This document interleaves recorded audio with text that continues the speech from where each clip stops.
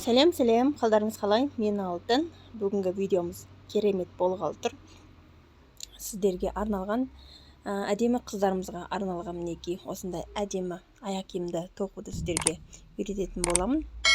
Жаңа үйреніп отқан кісілерге де өте оңай, ең бастапқы.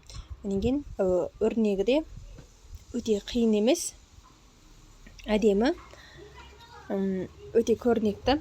Қандай киімге де жараса беретін осындай аяқ киімді сіздермен қазір бөлісетін боламын. Оған керекті заттар мінекей осындай ақ моншақтарымызды дайындап алатын боламыз. Бірыңғай ақ жіп дайындаймыз. Мынандай мысалы той көйлекке кисеңіздер де өте керемет, әдемі жарасымды осындай аяқ киімді сіздермен бөлісетін боламын тоқылу барысын. Мұқият болыңыздар. Ендеше кеттік. Мінекей міне жібімізді алдын ала өткізіп алдық. Алдағы видеоларды қараған болсаңыздар, жіпті қалай өткізуді мен сол видеоларда көрсеткен болатынмын. Бірыңғай жіптерді осылай сырт жағынан өткізіп алатын боламыз. Мінекей жібіміздің ұзындығы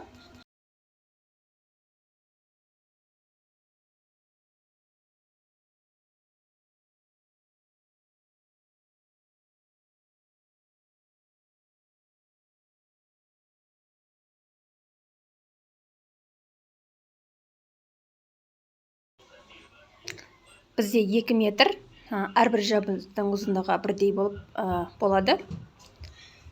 Мінекей ең бастапқы бірінші жібімізді біз осылай қиғаш байлау тәсілі арқылы біз байлайтын боламыз.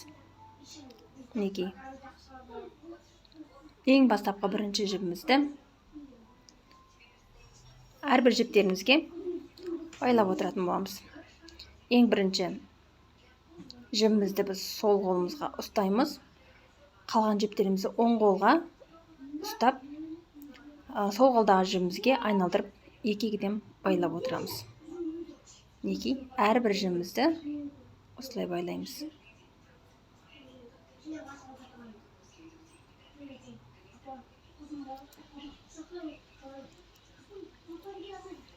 Егер жаңа үйренем деушілер болса, осы видеода мұқият қарап, тоқылу барысы өте оңай.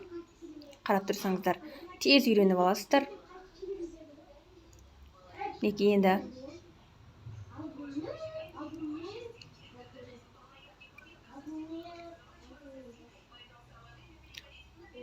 қайталаймыз. Осы жібімізді жағырақтағы сол қолға ұстаған жібімізді біз қазір осылай екі жағындағы жібімізбен жалпақ өрім жасайтын боламыз.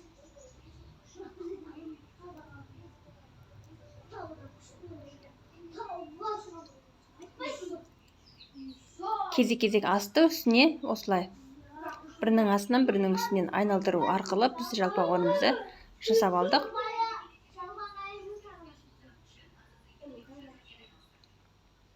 Енді қайтадан бастапқы қисық байлау тәсілі арқылы біз осылай жібімізді, әрбір жібімізді бастапқы жіпке екі-екіден байлап отыратын боламыз.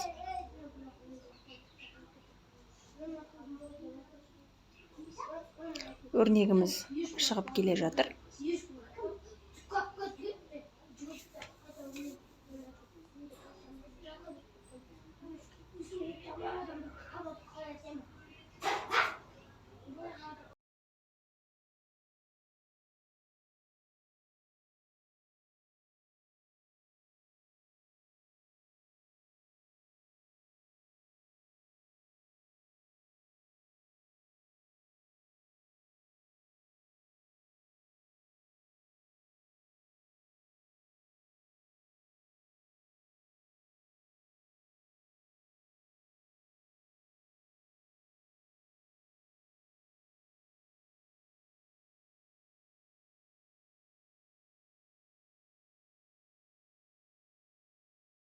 Енді осы жерден біз жалпақ өрім жасайтын боламыз. Мінекей сол қолымыздағы жіпті үстіне қойып, оң қолдағы жіпті астынан осылай бір-бірінің аралығынан алып отырамыз. Енді оң қолдағы жібімізді үстіне қойып, сол қолдағы жібімізді астынан өткізіп, осылай кезек-кезек алып отырамыз. Бір жағынан алуға болмайды, өйткені өріміз қисайып кетуі мүмкін. Сондықтан осылай екі жағынан тең алып отыратын боламыз. Енді біз қайтадан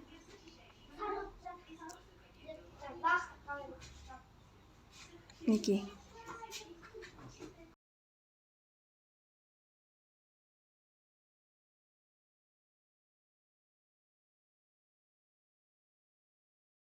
сол үшін мұқият болыңыздар. Бір жерде шатастыруға болмайды, мұқият болу керек. Әрбір жіпті ережесі бойынша алып отыру керек. Мінекей бірінші жіпімізге барлық жібімізді осылай екі-екіден айналдырып отырамыз.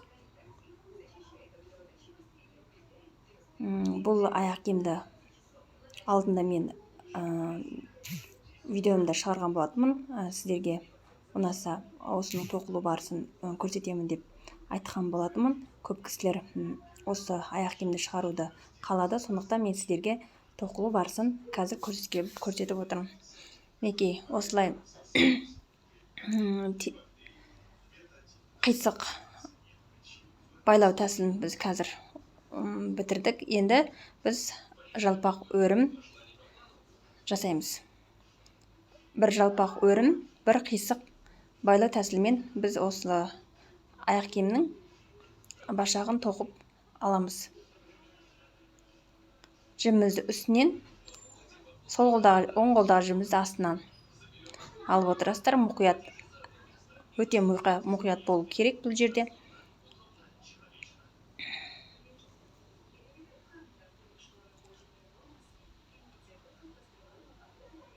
Енді жібімізді осылай басынан аяғына дейін бастапқы бірінші жіпке айналдырып шығамыз.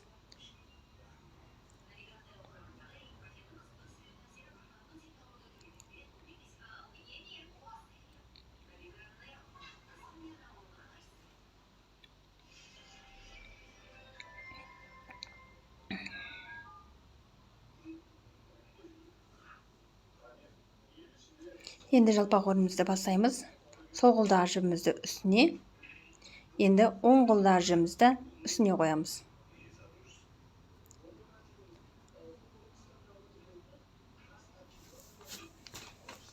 Қарап тұрсаңыздар, бұл аяқ киімнің тоқуы ақ жіппен тоқысаңыздар өте әдемі тұрады. Қандай киіммен кисеңіздер де өрнегі де өте әдемі. Моншақтарымыз, ленталарымыз қосылып, қазір тоқылу барысында мен сіздерге барлығын қалай істеу керек екенін сіздерге бір-бірдеп көрсететін боламын. Әрине, жіптің түсін өздеріңіз қалауларыңыз бойынша киімдеріңіздің түсіне қарап талдасаңыздар болады.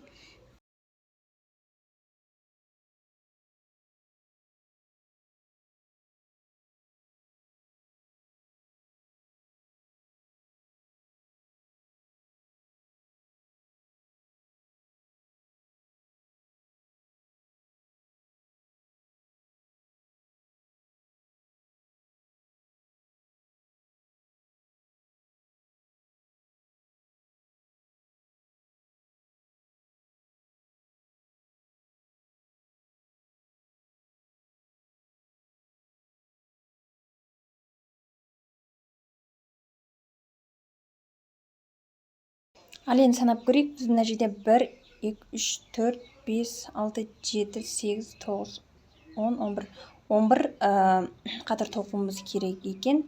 Енді осы жерден біз қазір бізде 1, 2, 3, 4, 5 қатар ғана тоқып алыптық. Бізге 11 қатар керек екен. Сондықтан біз осы бірінші аяқ киім башын 11 қатар тоқып алуымыз керек. Бұл аяқ киімде барлық тоқылу әдісі осы бір әдіспен тоқылады. Ары қарай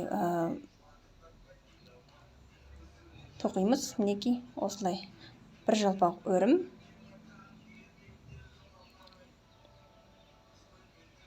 бір қисық айналдыру тәсілі, бір қатар.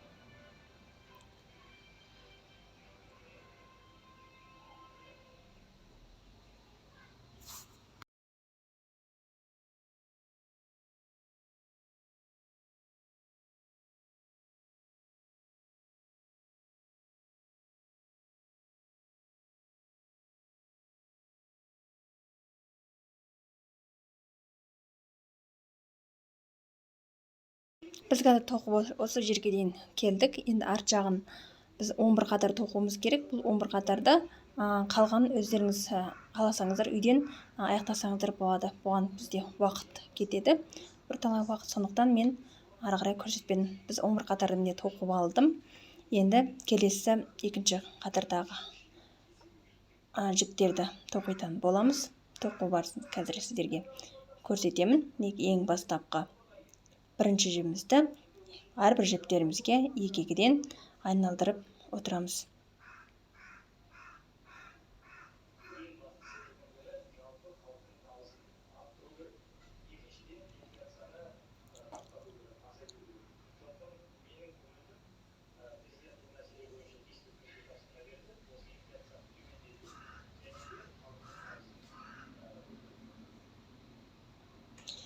Ұқсас екінші осындай жалпақ өрім жасаймыз. Мінекей бірінші қатардың тоқылу барысымен ұқсас.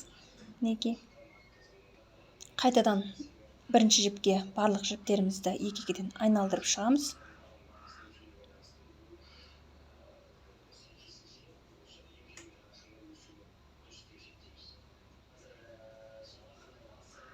Осылай жалғастыра бересіздер.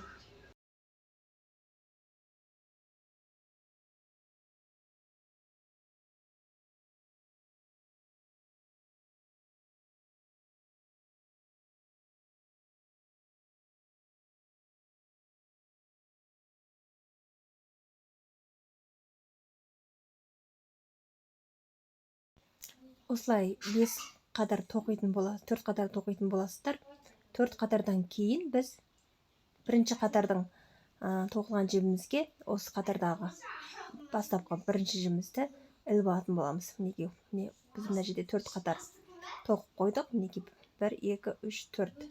Осы 4 қатардан бірінші қатардың 4-ші қатарынан жібімізді іліп аламыз. Тура осы жерден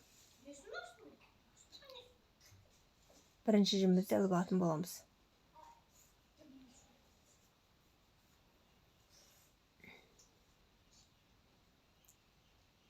Осылай іліп алғаннан кейін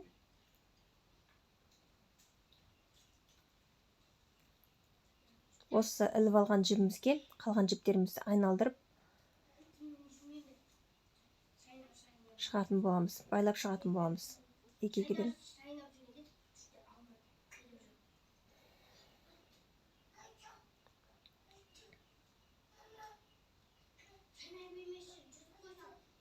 Мінекей. Осыдан кейін жалпақ өрім жасаймыз.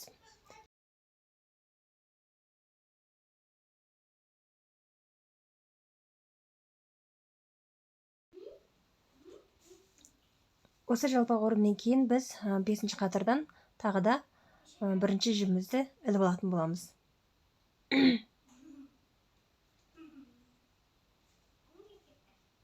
Мінекей.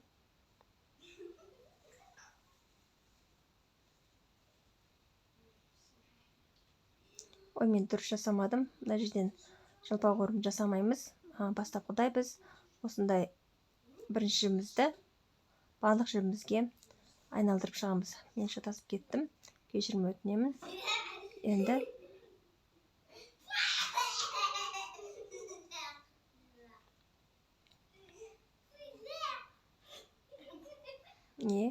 енді осы жерден біз жалпақ өрімді енді жасайтын боламыз.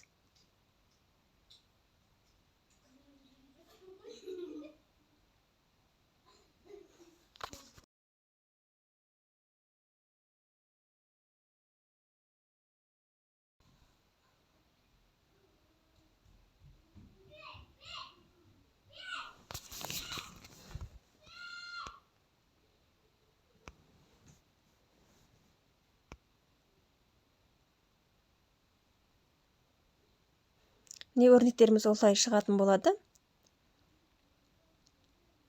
Жалғастырамыз. Жалпақ өрім жасаймыз.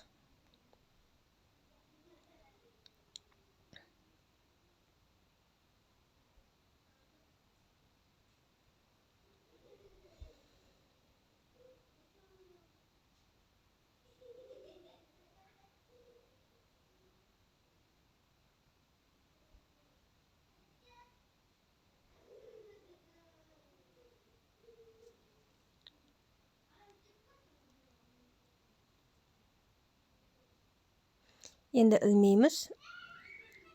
Осындай әдіспенен біз басына дейін осы әдіспенен тоқ шығатын боламыз. Бізге де тағы тоқу керек болады. Неге осылай тоқисыздар?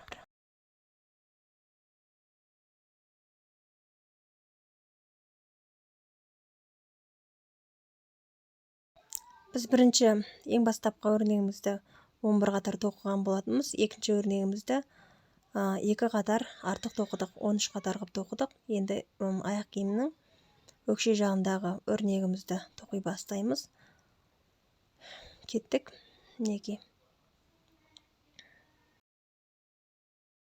осы жерде мұқият қарап отырыңыздар. Мінекей екінші жібімізді біз сол қолымызға ұстап, бірінші жібімізді оң қолымызға ұстаймыз.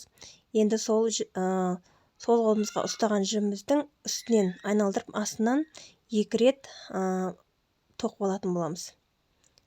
Байлап алатын боламыз. Мінекей қарап тұрғандарыңызда. Енді қарап мұқият болыңыздар. Енді сол айналдырған жібімізді оң қолымызға ұстаймыз. Айналдыратын жібімізді сол қолымызға ұстаймыз.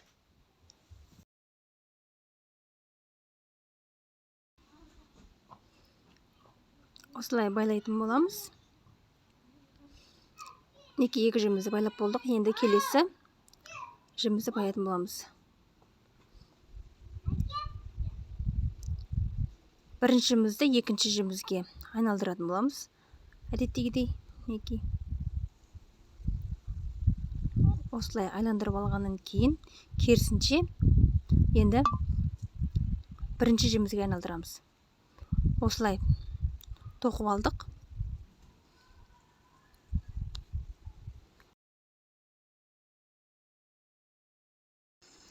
Енді ең бастапқы бірінші жібімізге қалған жіптеріміздің бәрін осылай екі-екіден айналдырып байлап шығатын боламыз. Екінші жібімізді байлаймыз.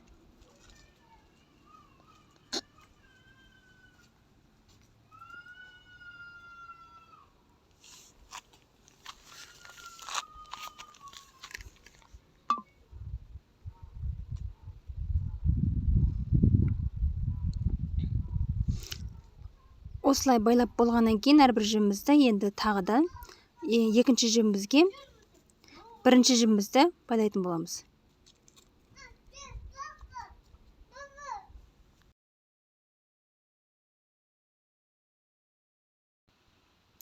Осылай айналдырғаннан кейін екінші жібіміздің санағанда екінші жібімізді ұстап тұрамыз. Бірінші жібімізді сол екінші жібімізге айналдыратын боламыз. Осылай. Енді барлық жібімізді бірінші жібімізге екі-екіден айналдырамыз.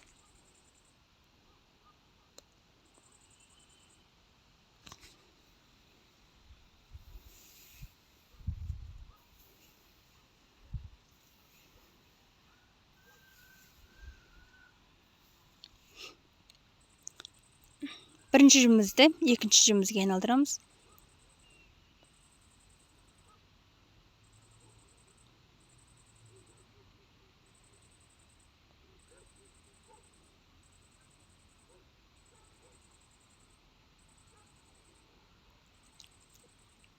Екінші жібімізді бірінші жібімізге айналдырамыз.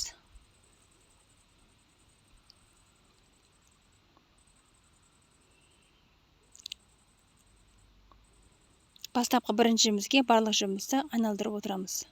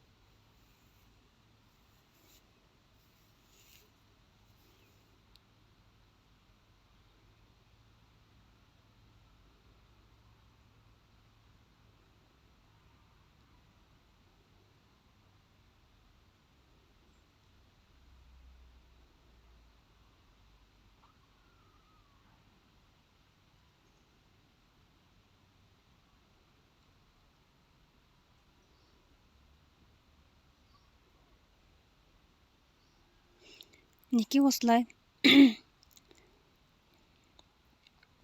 екінші жібімізге бірінші жібімізді айналдырамыз. Сол сияқты шетінде жіпті ортасында жіпке айналдырамыз.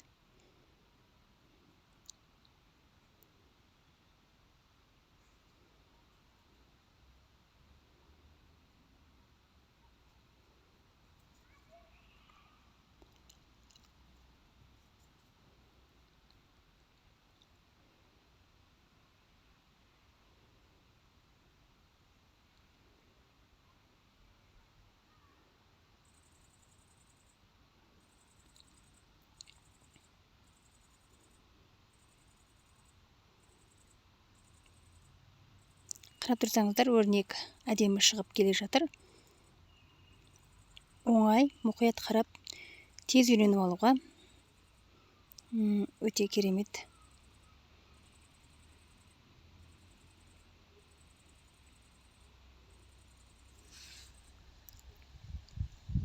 Бес қатар тоқып алдық. Бізге тағы да кішкене тоқу түсу керек.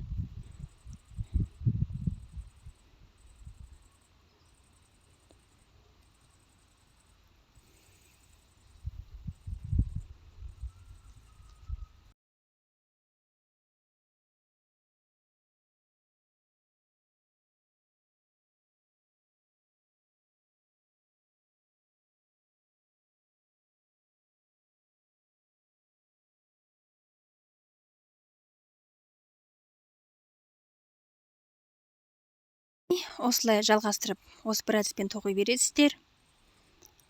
Неге тоқып болдық? Бұл осындай бір түрлі әдіспен біз 15 қатар тоқып алдық. Енді осы тоқып алған өрнегімізді табанымыздың тура бірдей етіп, екінші жағынан іліп өткізіп алатын боламыз. Қатар екі жіптен өткіземіз. Екі-екіден жібімізді осылай өткізетін боламыз. Өрнегі өте керемет, өте әдемі аяқ киім. Неге аяқ киім бас жағындағы өрнегімізді де тоже екі-екіден табанның екі жібінен өткізетін боламыз. Бірдей етіп, бірінші өлшеп алатын боламыз. Аралықтан көз мөлшермен қарап өткізесіздер. Мінекей. Екі аяқ киімнің аралығы міндетті түрде бірдей болу керек.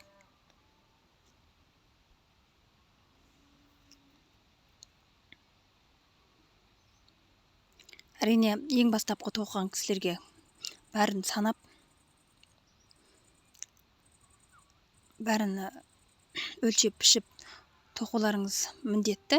Өйткені жаңадан тоқып жатқан кісілерге көз мөлшермен қарау өте қиындау біраз. Сондықтан мұқият болыңыздар.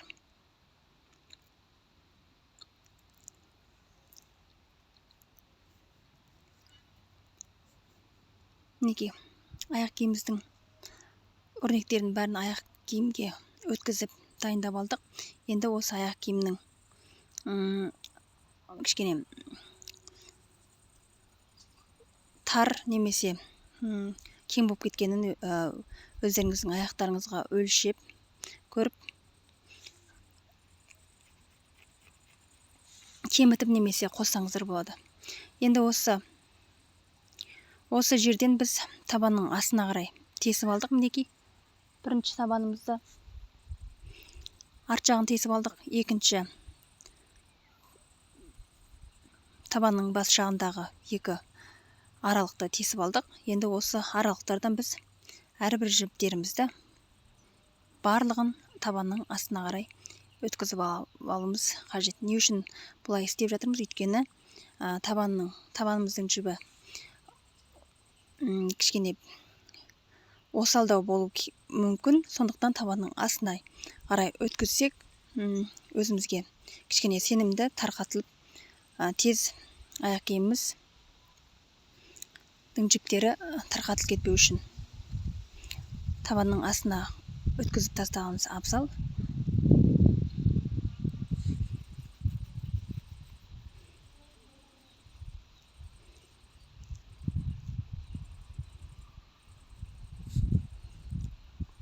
Сонан кейін бір-бірлеп табанымыз астына қарай жіптерімізді тартып, суырып, тартып аламыз.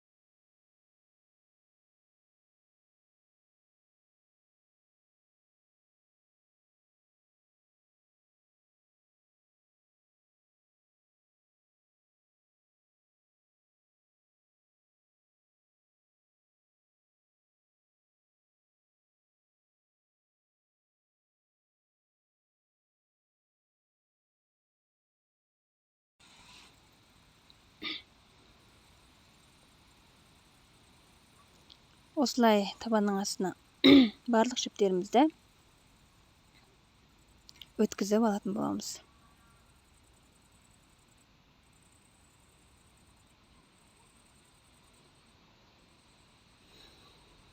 Негізгі аяқ киіміміздің осындай өрнекпен тоқылу әдісі аяқталды. Енді артық жіптерін кесіп тастаймыз.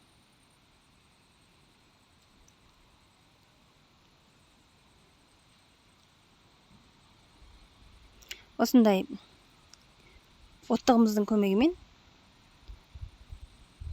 ерітіп күйдіріп алғаннан кейін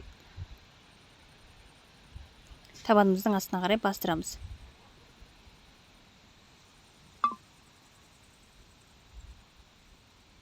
Енді ешқандай сөтіліп, тарқатылып мазаларыңызды алмайды. Негізгі осылай істегендеріңіз абзал.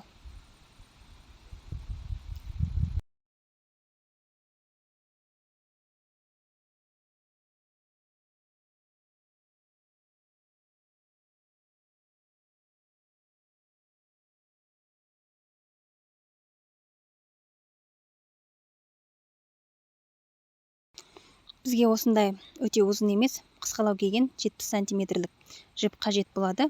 Бұл жіп бізге қай жеріне қолданамыз деп ойлайсыздар. Бұл жіп бізге әрине осындай моншақтарымыздың аяқ киімнің киетін жеріне орналастырамыз. Моншақ өткіземіз. Осы екі қатар жібімізді манекен аяқ киімін аяққа кигізіп алдық. Енді бұл жіпті қай жерінен бастап өткіземіз. Оны сіздерге қазір алдағы уақытта көрсететін боламын.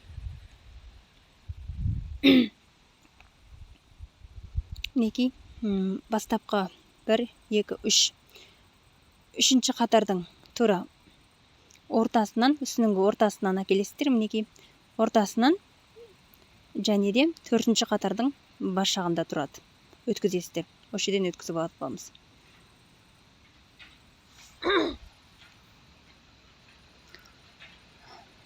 Аяқ киімнің сырт жағынан 3 жағынан бастайсыздар. 2, 3. Үшінші қатардың жағында ортасын көрсеткен болатынмын.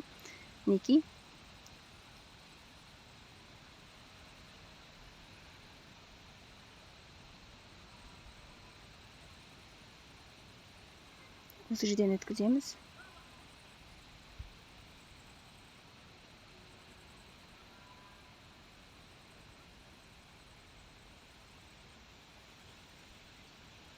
Енді осы әдемі моншақтарымызды осы жіптерге бір-бірлеп тізіп өткізетін боламыз. Алдымен осылай күйдіріп аламыз, үшкірлеп моншағымыздың тез өтуіне ыңғайлылық жасау үшін.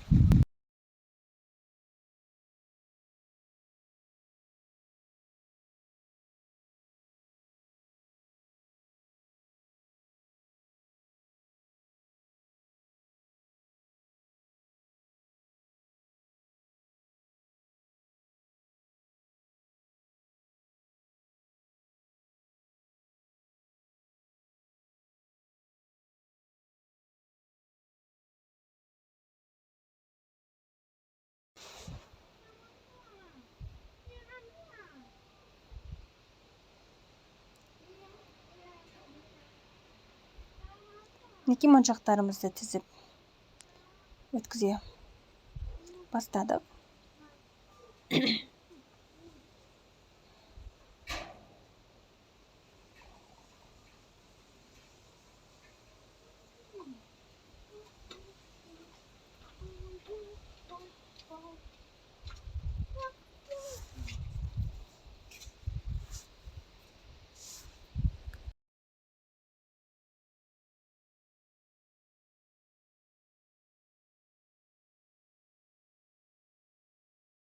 Егер осы әдістерді жақсылап игеріп алсаңыздар, неше түрлі әдіспенен неше түрлі әдемі аяқ киімдер тоқып шығуға болады.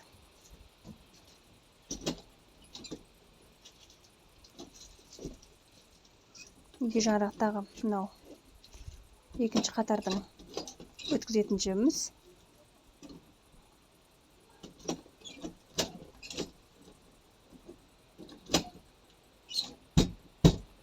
Осылай екі қатар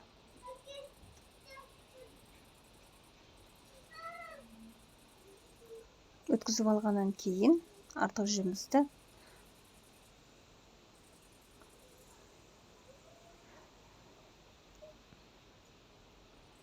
өрнегіміздің арасынан өткізіп аламыз.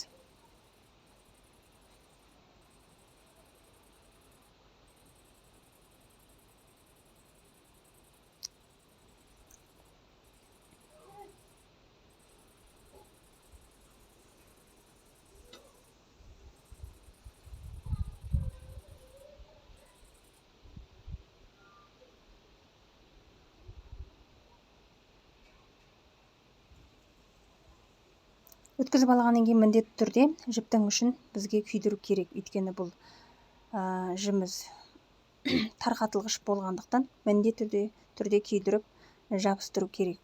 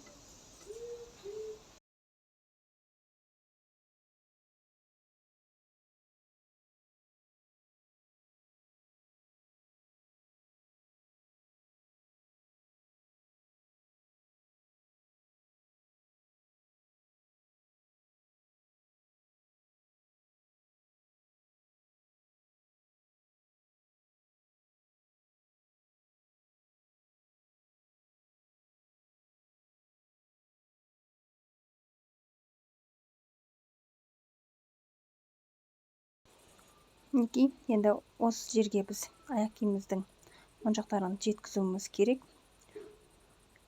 Осындай екінші қатардан кейін ортасынан моншағымызды өткізіп алатын боламыз.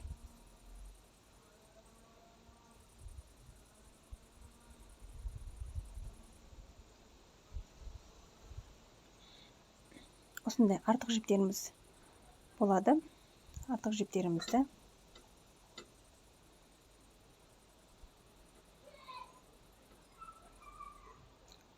сіздер осындай моншақ өткізбес бұрын алдымен аяқтарыңызға міндетті түрде өлшеп алуларыңыз керек, жетпей қалмау үшін.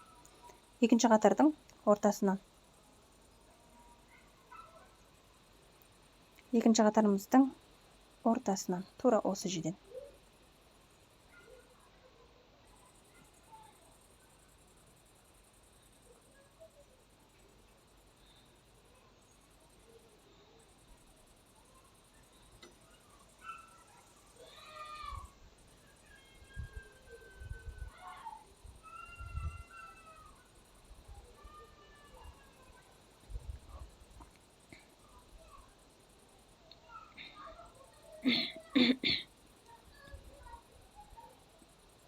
Қосымша моншақ өткіземіз.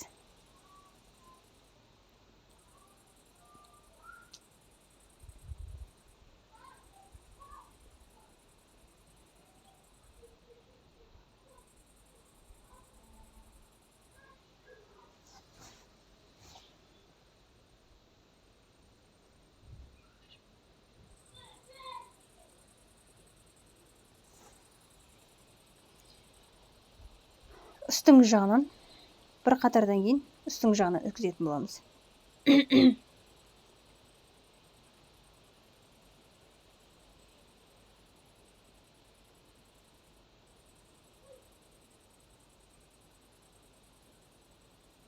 Бұл бізде бекітпе ретінде қолданатын боламыз.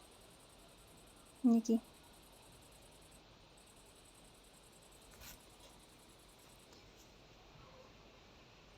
Айландырып алып келген моншағымызбен осы жердегі бекітпемізді екеуін лентамен байлау арқылы бізде бекітіп немесе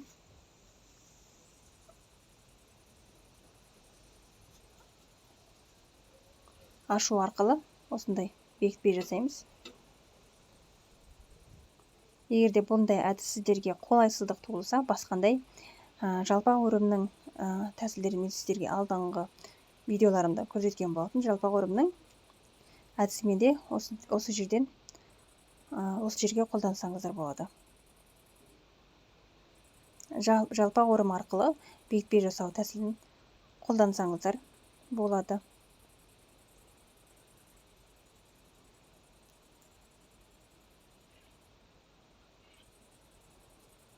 Міндетті түрде жапсырып аламыз. Енді осы жерге манекен аяқ киімімізді кигіземіз. Осылай. Моншақтың саны маңызды емес, ол моншақтың саны аяқ киімнің көлеміне байланысты. Енді осы жерден біз лентамыз. Міндетті түрде осы жерде біз лентамен әрі лента бұл жерде бізде бекітпе ролін атқарады, әрі сәндік ролін да өте күшті атқарып тұрады. Осындай күйдіріп аламыз да, үшін үшбұрыштап кесіп алатын боламыз.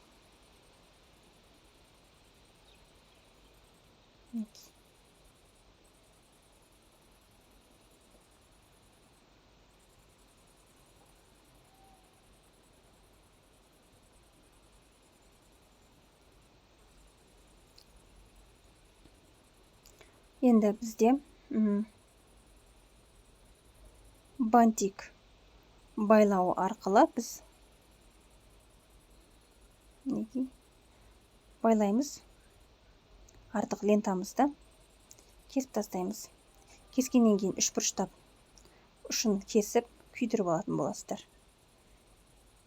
Бұл жерде бізде әрине бірінші әдемілік маңызды.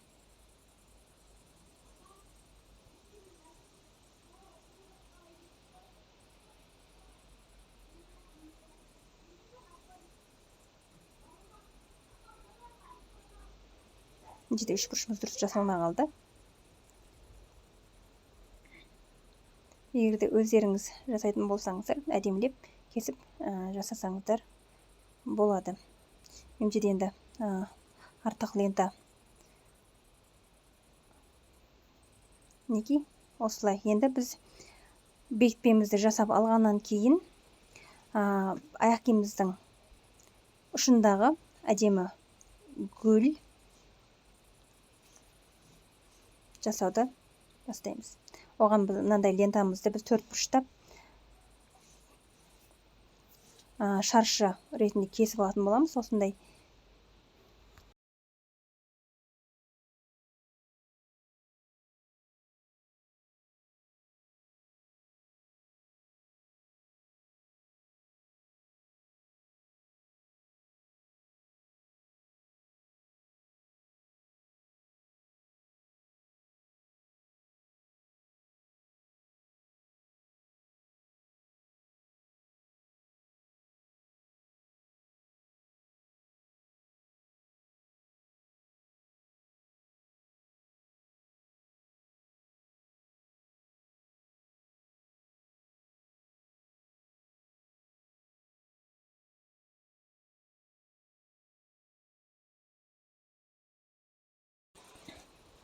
мынандай жапырақтар жасаймыз. Сондықтан бізге осындай төртбұрыштап кесіп алған лентадан бізге 26 дал керек болады. 26 кесіп аласыздар.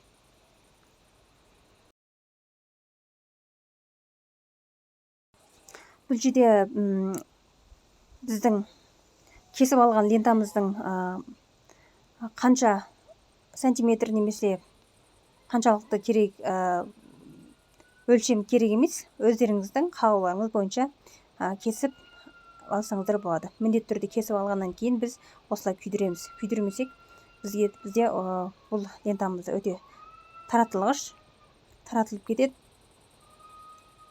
сөтіліп кетеді деген сияқты. Міндетті түрде барлық лентамызды осылай екі жағын, кескен жағын күйдіріп аламыз.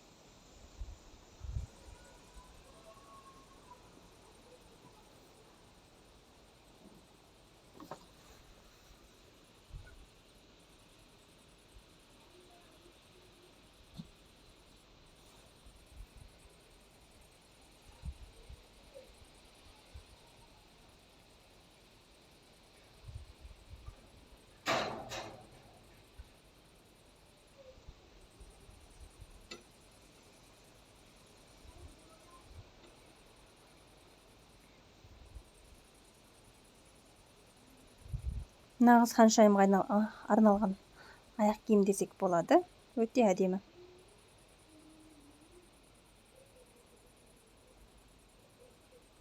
Мінекей, енді осы үшбұрыштарымызды осылай үшбұрыштап алғаннан кейін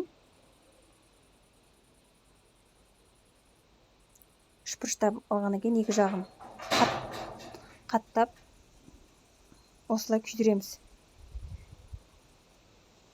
Бір-біріне жабыстырып аламыз.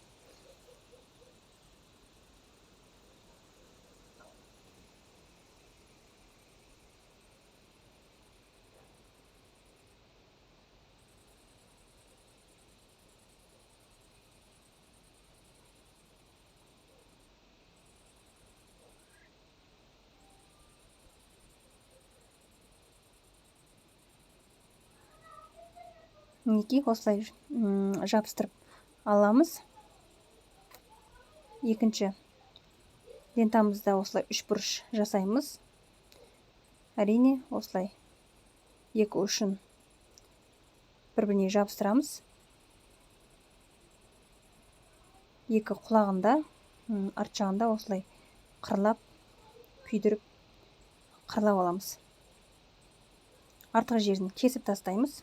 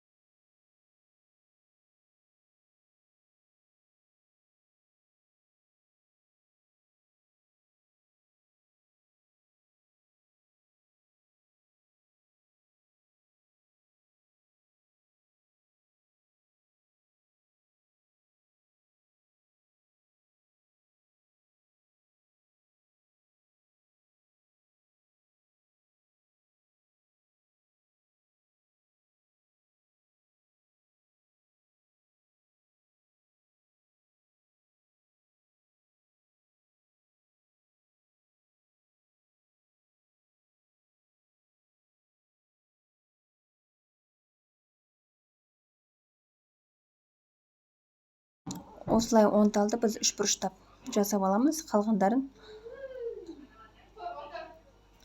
гүл жасайтын боламыз.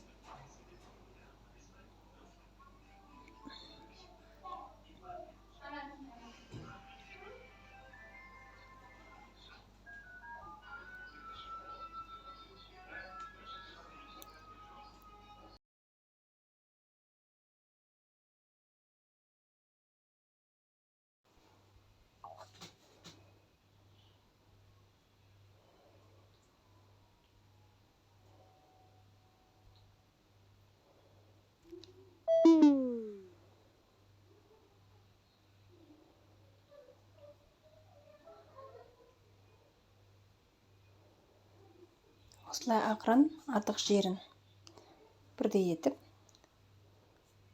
кесіп аламыз.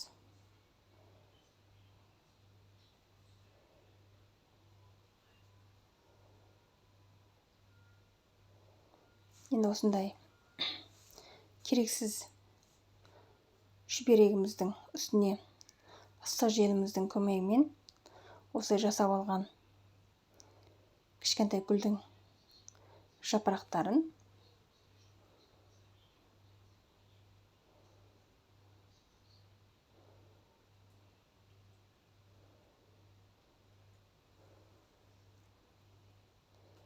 шаптап аламыз. Кішкене жақынырақ шаптауымыз керек. Біз жасаған жапырағымызды.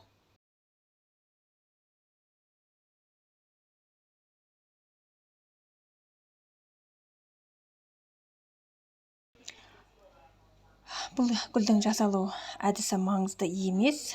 Бұл гүлді әрқандай адам әртүрлі етіп жасауға болады. Осындай гүлдерді әртүрлі етіп аяқ киімге осындай ақ лентамен жасасаңыздар, өздеріңіздің фантазияларыңызды қосып жасасаңыздар болады. Әр адамның қалауы әртүрлі, сондықтан өздеріңіз үйден әртүрлі етіп жасасаңыздар, ештеңе етпейді. Сондықтан мен осылай өзімнің фантазиямды қосып осылай жасадым. Мінекей, енді осы гүлімізді ыстық желімнің көмегімен аяқ киімімізге шаптайтын боламыз.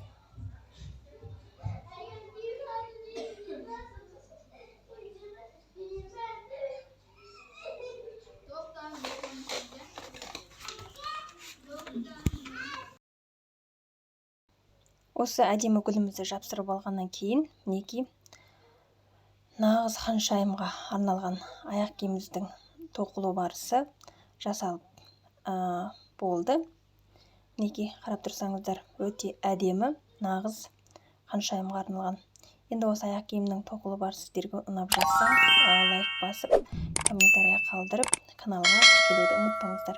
Келесі видеода кездескенше, қош сау болыңыздар.